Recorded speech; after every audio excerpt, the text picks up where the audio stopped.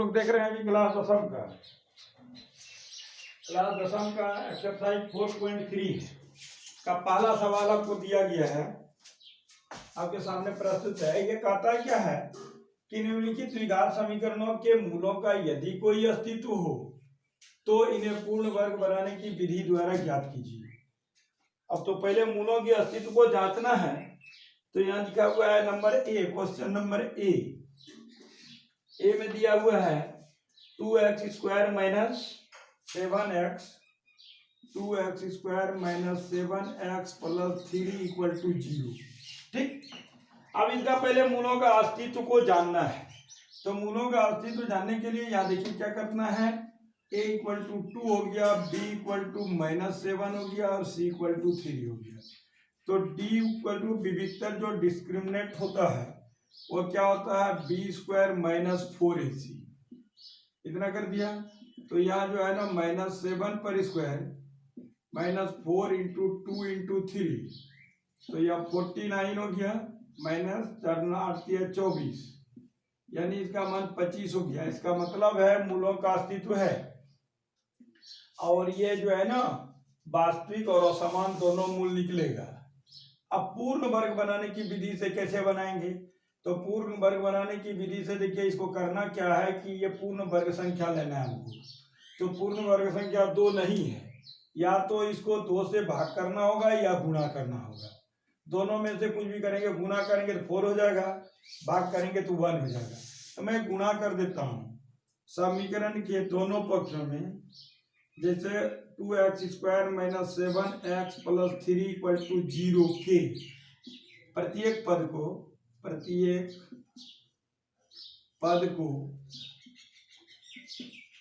2 से गुणा करने पर क्या हो जाएगा, 2 दूना 4 x स्क्वायर 7 दूना 14 x जोड़ 6 बराबर 0। 0 को भी 2 से गुणा करेंगे तो 0 ही होगा। ठीक है, अब ये मेरा पूर्ण वर्ग हो जाएगा किसका, तो 2x पर होल स्क्वायर। क्यों गया माइनस है, यहाँ 14 ही रखना है हमको। तो 14 रखने के लिए क्या करना होगा, यहाँ 2ab आता है, तो a में मेरा इतना आ गया। अब यहाँ 4 हो गया, तो 4 हो गया, तो यहाँ पर कर दीजिए 7/2। मेरा 14 ही रखना है, तो 2 2 कट जाएगा, तो 7 दूना 14 हो गया, तो प्लस b स्क्वायर ये हो गया। जैसे कि a स्क्वायर माइनस 2ab, तो ये b स्क्वायर हो गया। अब ये आया कहाँ से था, तो आया नहीं था, इसका कोई मान नहीं हुआ, इसका कोई चेंज नहीं हुआ है। 14 आया तो यहाँ भी 14 है, इसको लाए थे तो इसको जो है ना माइनस कर दीजिए, यानी इसका वैल्यू 0 हो गया, प्लस 6 इक्वल टू 0। तो यहां से यहां तक में आपका क्या हो जाएगा, a square plus minus 2ab plus b square, तो a माइनस b पर होल स्क्वायर हो गया, a माइनस b पर होल स्क्वायर, ये यहां से आता है। और यहाँ हो गया -49/4 प्लस 6 इक्वल टू 0। अब इसको करना क्या है, 2x माइनस 7/2 पर होल स्क्वायर, और यहाँ पर कर दीजिए आप 4 एलसीएम, तो -49 प्लस 24 इक्वल टू 0। यह हो जाएगा 2x माइनस 7/2 पर होल स्क्वायर, अब -25/4 इक्वल टू 0। अब इसको उस पार ले जाएंगे तो क्या बन जाएगा मेरा, और में ये जा रहा है 2x माइनस 7/2 पर whole square equal to 0 plus 25/4, इतना हो गया। अब इसका जो है ना क्या करेंगे, वर्ग हटाएंगे, उधर वर्गमूल हो जाएगा, तो ये हो जाएगा 25/4। ये क्या हो जाएगा आपका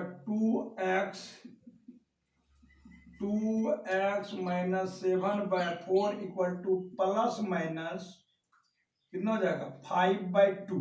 ठीक, अब ये यहां से चल जाएगा तो क्या हो जाएगा 2x equal to plus minus 5/2 plus 7/4, 7/2 है 2। ठीक, अब यहां से देखना है कि ये जो है ना x इक्वल टू 2x अभी ले लेते हैं, तो ये 2 हो गया, तो यहाँ प्लस माइनस 5 प्लस 7 ऐसा हो गया। अब ये x इक्वल टू क्या हो जाएगा, x equal to plus minus 5 plus 7 by 2 into 2, इतना हो गया। अब अल्फा और बीटा दोनों को अलग अलग करना है। अल्फा में हो जाएगा 5 plus 7 by 4 equal to 12 by 4 equal to 3, और बीटा में हो जाएगा -5 plus 7 by 4 equal to 2 by 4 equal to 1 by 2, यानी ये कट जाएगा, ये यहाँ से भी कटता है। तो अब इसका मतलब 3 और 1 बाय 2 इसका आंसर हुआ। ये द्विघात समीकरण का 2 आंसर होता है। अब ये रूट के अंदर जो निकलता है तो वह प्लस माइनस दोनों में आएगा, इसलिए वहां प्लस माइनस दोनों लगा दिया गया है। ठीक, इसका नेक्स्ट क्वेश्चन है क्वेश्चन नंबर बी।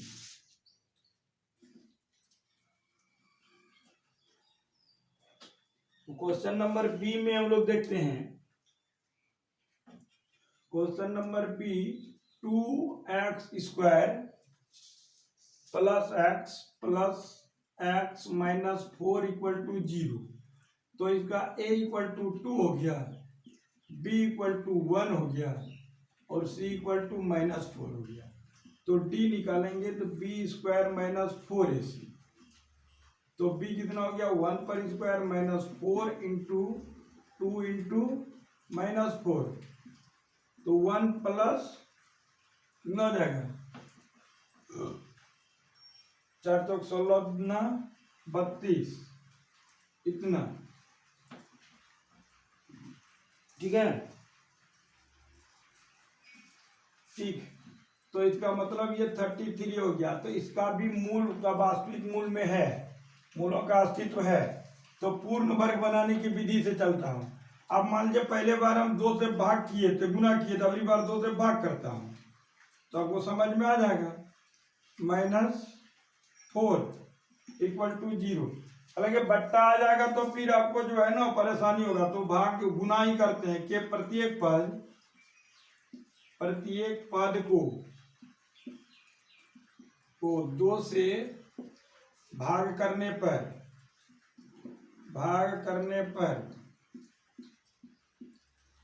क्या आ जाएगा 4x square plus 2x minus 8 equal to 0। यहाँ आ जाएगा 2x पर होल स्क्वायर प्लस 2 इंटू 2। अब देखिए बट्टा जो हम नहीं किए थे, या तो बट्टा आना ही आना है, तो अब यहाँ 1/2 हो जाएगा था मेरा, कहेंगे 2x यूं रखना या 2x है, और तो यहाँ प्लस 1/2 पर होल स्क्वायर हो जाएगा, या -1/2 पर होल स्क्वायर कर दीजिए, -8 इक्वल टू 0, ये हो जाएगा। यानी कहने का मतलब पूर्ण रूप में समझ लीजिए इसको कि यहाँ पर जो है ना ये इसका वैल्यू चेंज नहीं होना चाहिए। 2x हो रहा है तो 2x ही रखना है, तो 2 दूना 4 गुना 1/2 है, तो 2 से कट जाएगा तो 2x ही होगा। इसका मतलब 1/2 b हो गया, तो b स्क्वायर हो गया। अब इसको रखना नहीं है, इसलिए 0 बनाना है, तो ये प्लस 1/2 b स्क्वायर है, तो यहाँ -1/2 b स्क्वायर कर देना है। अब यहाँ क्या हो गया मेरा 2x प्लस 1/2 पर होल स्क्वायर, और यहाँ -1/4 -8 हो जाएगा इक्वल टू 0। तो फिर वही क्रिया करना है 1/2 पर होल स्क्वायर, और यहाँ एलसीएम ले लीजिए 4 -1 -32 इक्वल टू 0। अब नेक्स्ट लाइन पर चलना है।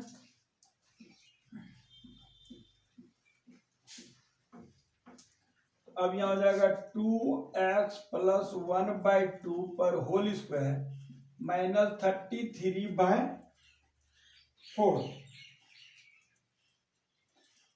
Equal to 0। यह 2x प्लस 1/2 पर whole square equal to 0 plus 33/4। अब इसका रूट अंडर में आ गया, तो यहाँ फिर आ जाएगा इतना equal to root under 33/4।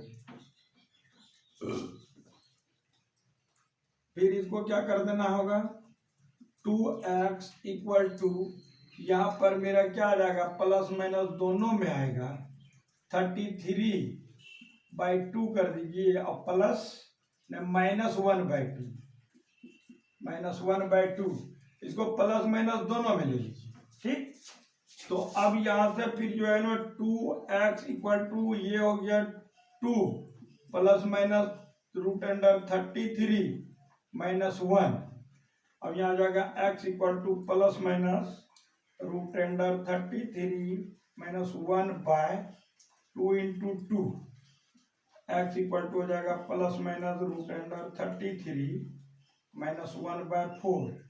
Alpha और बीटा, इसको आप डायरेक्ट यही आंसर लिख सकते हैं, अन्यथा क्या करेंगे, वही वहां से लिखेगा -1 प्लस माइनस 33 √33, एक बार ऐसा लिख दीजिए 33 -1/4 और -√33 -1/4, ये दोनों आपका आंसर होगा। ठीक, next question, question number C. इसमें पूर्ण वर्ग दिया हुआ है, बने 4 दिया हुआ है, इसलिए पूर्ण वर्ग बन जाएगा, इसमें गुना भाग करने की आवश्यकता मुझे नहीं पड़ेगा, लेकिन जांचना है कि मूलों का अस्तित्व है या नहीं है। 4x² plus 4x² plus 4√3 x plus 3 equal to 0।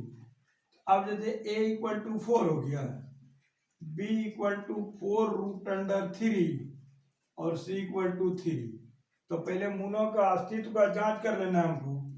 तो d इक्वल टू क्या हो जाएगा, b² - 4ac, तो b कितना हो गया, इतना -4 इंटू 4a इंटू c इतना, 4 चौक 48, इतना हो जाएगा, -4 चौक 48 इक्वल टू 0 हो गया। ये इसका भी मूलों का अस्तित्व है। अब डी जो है ना 0 निकल गया, इसका मतलब है कि अल्फा बीटा जो वहाँ अलग अलग होता है, इसमें दोनों मूल समान होगा, वास्तविक और समान है। तो ठीक है, अब जो है ना हम यहाँ इसमें कुछ नहीं करना है, इसको तो पूर्ण वर्ग में दिया हुआ है, तो ये प्लस 4√3x प्लस 3, इसमें कुछ नहीं करना है, क्योंकि हमको 4 बनाना पड़ रहा था या 1 बनाना पड़ रहा था पूर्ण वर्ग, इसमें पूर्ण वर्ग है ही। तो यहाँ पर कर लीजिए 2x पर whole square plus 2 into 2x, तो यहाँ √3 डाल दीजिए, क्या कि 4√3 लाना है, तो प्लस √3 पर स्क्वायर हो जाएगा, या -√3 पर होल स्क्वायर कर दीजिए और प्लस 3 इक्वल टू 0। यहां से यहां तक कितना हो जाएगा, 2x प्लस √3 पर होल स्क्वायर माइनस ये हो जाएगा 3 और ये प्लस 3 इक्वल टू 0। अच्छा, तभी मैंने बोला था ना कि दोनों मान सेम होगा, तो ये तो यही मेरा कट गया। अब क्या बच गया, 2x प्लस √3 इक्वल टू √0, तो यहाँ हो जाएगा 2x plus √3 bye √3 equal to 0, तो 2x इक्वल टू 0 माइनस √3, तो x इक्वल टू -√3/2। इसको 2 बार यही सब लिख सकते हो, क्योंकि ये मैंने दोनों बार उतना ही लिखना है, -√3/2 और फिर ये √3/2, इसका दोनों, क्योंकि यहाँ से आगे नहीं बढ़ाएंगे, बढ़ाएंगे तो जाएगा ही, और जाएगा तो 0 प्लस जो है ना प्लस माइनस दोनों लेना होगा, दो बार बस हो गया। इसका आंसर यही है। जैसे डी का वैल्यू 0 निकल जाए तो वह दोनों आंसर एक ही होता है। ठीक है, और एक क्वेश्चन है,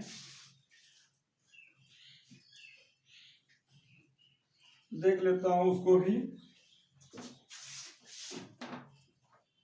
question number D, question number D में आपका कह रहा है 2x² plus x plus 4, 2x² plus x plus 4 equal to 0। तो यहाँ लिखेंगे a equal to 2, b equal to 1 और c इक्वल टू 4। तो d इक्वल टू क्या हो जाएगा, b² माइनस 4ac। तो b² 1 पर स्क्वायर माइनस 4 इंटू 4, a में 2 है ना, इंटू c। यह 1 माइनस 8 चौक 32, ये माइनस 31 आया। तो यदि d का वैल्यू माइनस में ऋणात्मक में आ जाता है तो वह द्विघात समीकरण के मूलों का अस्तित्व नहीं होता। तो इसमें स्पष्ट लिख दीजिए कि मूलों का कोई अस्तित्व नहीं है, मूलों का कोई अस्तित्व नहीं है, अस्तित्व